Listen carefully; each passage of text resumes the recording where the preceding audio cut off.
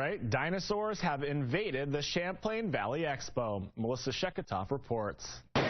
Watch out for massive footprints and keep your eyes open for big sharp teeth because dinosaurs have entered Vermont and have landed in Essex Junction for the weekend. No one's seen real dinosaurs in 65 million years, so it gives you a chance to kind of see what they'd look like, and you get an actual scale of how big they really were.